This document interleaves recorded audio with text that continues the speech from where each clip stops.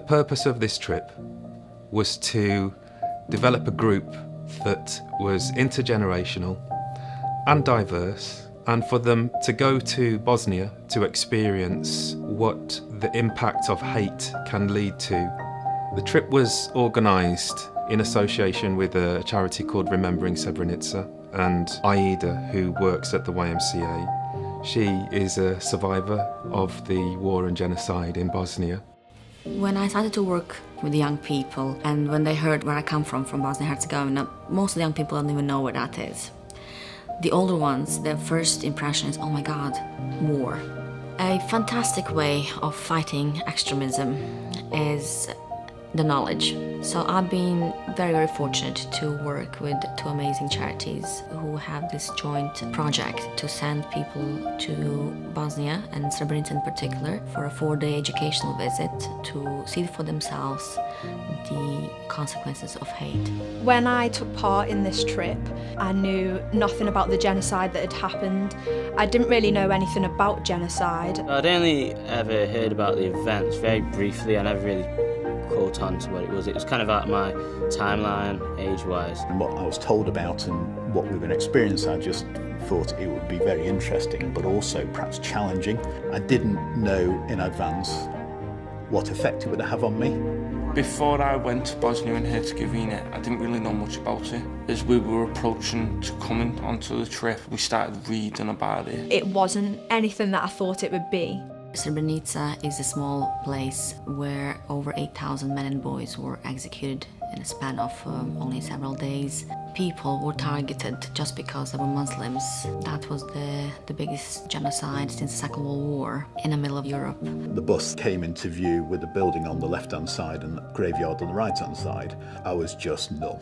That graveyard is a field as far as you can see with 7,000 plus gravestones. 8,372 men and boys were lost in that genocide. You are speechless, and the only thing that you can do is just cry. I tried my best to keep it together, and then I got out, I saw Aida, and that was it. I broke down. Consequences of a war are tremendous.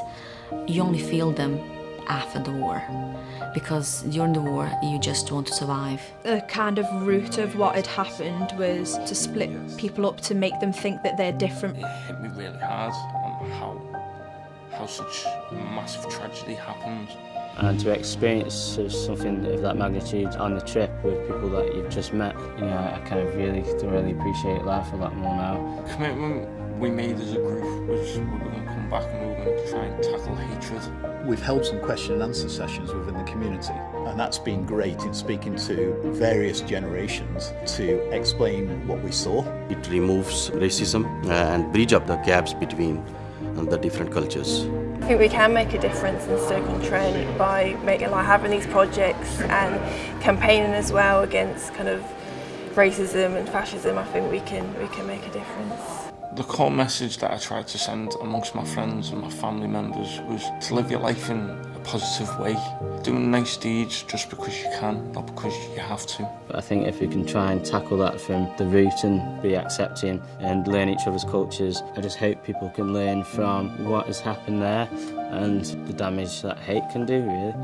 I think it's super important for young people to know the values of equality and respecting each other, because these influence the community in 5, 10, 15, 20 years' time. The genocide in Srebrenica is a very good example of what can happen when hate prevails and how quickly things can deteriorate just because somebody is of a different religion or a different background. The fantastic thing about this project is that we are actually a part of a larger network within the Stoke-on-Trent that is Countering Extremism, and working together with the communities to learn about each other and share experiences. This has been a life-changing experience for all of the participants of this project.